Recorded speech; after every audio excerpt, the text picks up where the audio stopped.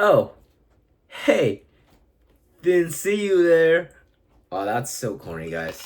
All right, guys. That was a really corny intro. I'm not gonna lie. Even I thought it was pretty corny.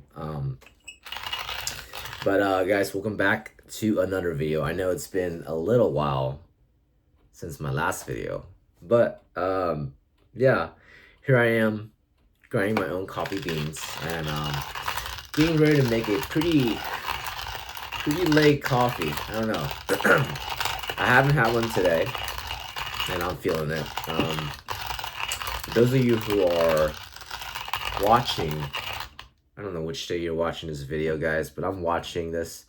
But I'm making this video on a Sunday, and yeah, at church we usually offer coffee, but today I just didn't want to get one just because yeah, I didn't, and so I'm having a late one right now. Okay, so yeah, I have to grind my own beans and have a little this pour over setup I have. So we're just gonna make a coffee. We're just gonna talk. And the topic I want to talk about today. Well, first of all, let's have a little backstory about why I'm making this video, right? And I'm sure by the title of this video, you're gonna figure out what I'll be talking about. And so I was going about my day, and I went to church. I came home, and I met up with a brother for lunch, which is cool. I just met this new brother, and there are a lot of things that we both have in common, which was super awesome. Because I realized that, like, despite going to church, um, and despite surrounding yourself with a lot of Christians, I noticed that everybody's on a different walk in their Christian life, and I think I'm trying to find people who are in the same walk, in the same type of what's the word? Intention as me. So it was nice to meet and talk with this brother because I feel like we have very similar journeys and in desires and what we're seeking in terms of like you know growth and spiritual stuff, which was awesome. And so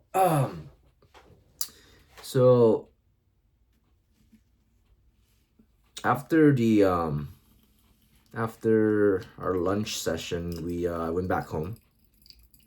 Decided to take a chill break, and I watched some YouTube videos. Usually, that's what I'd like to do in my free time. Like to either watch YouTube videos or read. That's my Sunday, or usually go to a park and then read, something like that. But today I just felt like, I don't know, I think I've been out the last couple of days helping out with church, and I just felt kind of depleted and feel kind of introverted, so I decided to kind of stay home and take a nap, do whatever, what's the phrase, R&R. I don't even know what these abbreviations are, but relaxation and something. But long story short, I'm having a relaxed day at my house. And I recently kind of cleaned it up, which is kind of nice because, I don't know about you guys, but having a clean place makes your mind a lot more at ease, even when you're resting. And yeah, just keeping my place clean and keeping my mind clear. So I was watching this video about retro gaming. People probably don't know this, but I'm actually, I don't want to say big into retro into retro gaming, because I'm sure there are tons of people out there who are have a bigger collection, a lot bigger things than me. I think I think retro collecting, or yeah, retro collecting, retro gamers are just another fancy ways of calling themselves a hoarder, which I try to be intentional about the stuff I collect. But I stopped collecting for a long time already, and nowadays I just kind of live vicariously through YouTubers and whatnot. So I'm watching this collector. He's in, I think he's part, like, in SoCal, based in SoCal. And for those of you who may be into the scene. I think every couple weeks or every month they have a big SoCal retro gaming convention that happens in Pasadena. Damn, I kind of just exposed myself, huh? Pasadena, and yeah, there's like Yu-Gi-Oh cards, Pokemon cards, everything, anything nerdy, geeky that you could think of. It will probably have a booth there. I've never been there myself, but long story short, right? I'm watching this YouTuber that's going around doing this $100 retro game challenge where they're trying to collect 100 Game Boy Advance handheld game, and you know, like they're trying to buy these games based on the suggestions from the viewers, which is kind of cool. You know, it's one of those things that you could do, I guess, as a retro video game collector YouTuber, to do these challenges to entertain viewers. So these guys come across this booth, and they were telling them about the challenge, and the booth owner was like, "Oh, you know, for you guys, I will cut you guys a deal. You guys can pick up this Final Fantasy 1 and 2, Dawn of the Soul, which is a Game Boy Advance version of the Final Fantasy 1 and 2. So a 2 game for in one cartridge for a price of $5.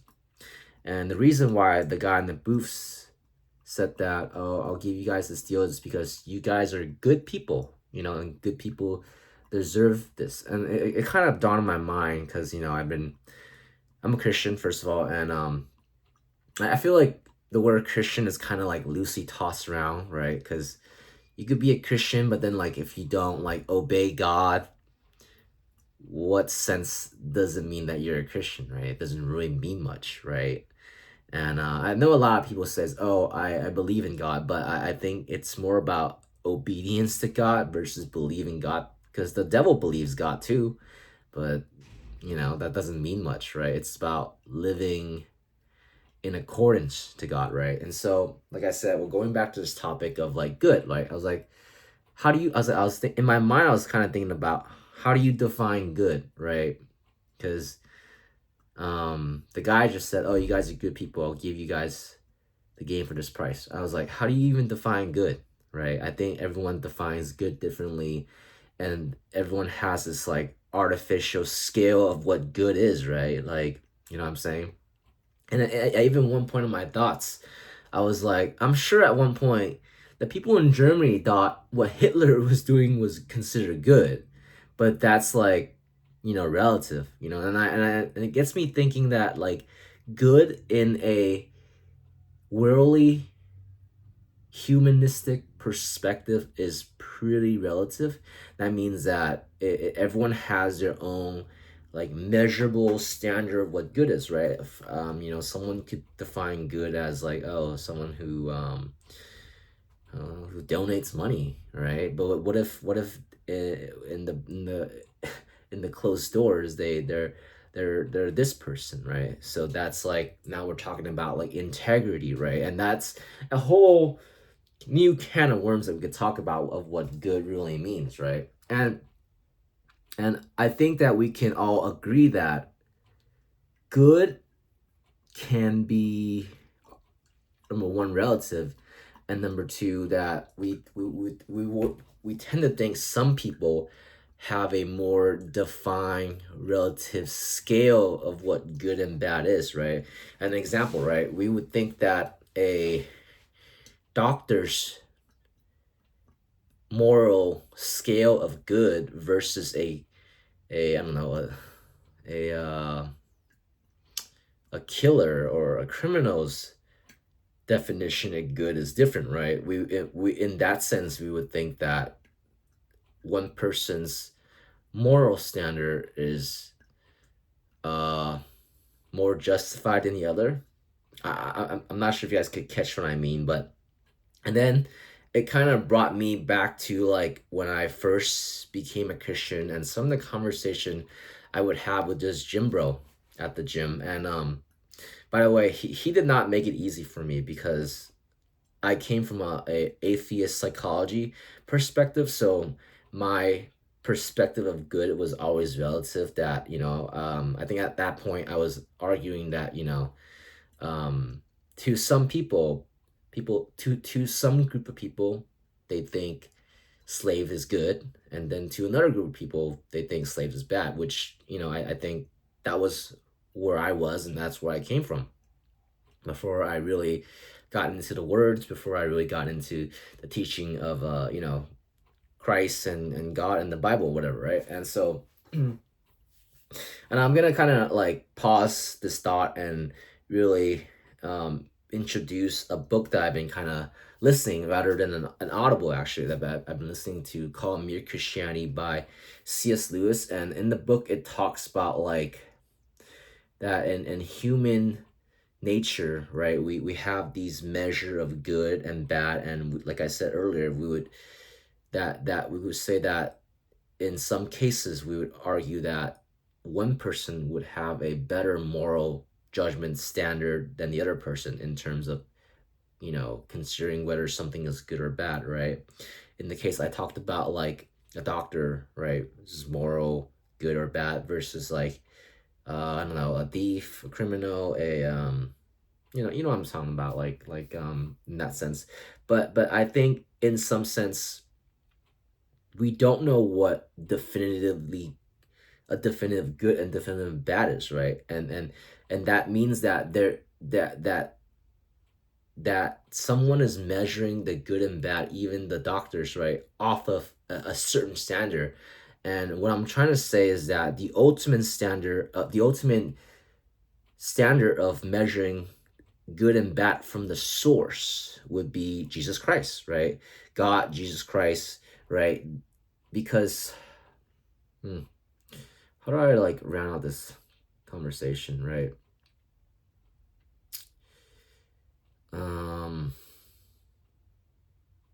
Yeah, that's tough. Let me think about that. Jesus Christ is the gold standard or defining standard of good and bad, because God is always fair, God is unbiased, and He is the same yesterday, today, and tomorrow. But us humans, we aren't like that. Even if it's the most moralist, purest human being, us humans. Sorry guys, that was my dad calling me. But even the moralist human beings can be swayed with feelings of negativity or biases, because that's what it means to be a human. We are imperfect because we have emotions. We're affected by emotions. We're affected by histories. We're affected by all this thing. So that's why God is the ultimate standard of right or wrong. So, like I said, even the most moralist person measures their moral off of a standard, and that standard, what I want to say, is Jesus Christ, our God. Yeah, hopefully that makes sense. But guys, if it's been a while since I've listened to an audible book that really light up my neurons. I feel like nowadays not a lot of books do that for me, and so I highly recommend you guys to give it a listen. It's a great book. It gets pretty deep into humanity, and that's the stuff I'm really into right now, as of lately. Humanity, life, all types of stuff. But as always, guys, I appreciate you guys for watching this video, and if you have any comments or ideas that you want to kind of throw into the comments, feel free. But other than that, I'll see you guys in the next video. Peace. Boom. Guys, I know it's a wild ride, and I don't think I've ever shared this before, but I really want to be able to make it to 10K subscribers by the end of next year. And you know what? 100K subscribers. All right, I can do it. Well, God can do it, and yeah, you know what I'm talking about. All right, peace.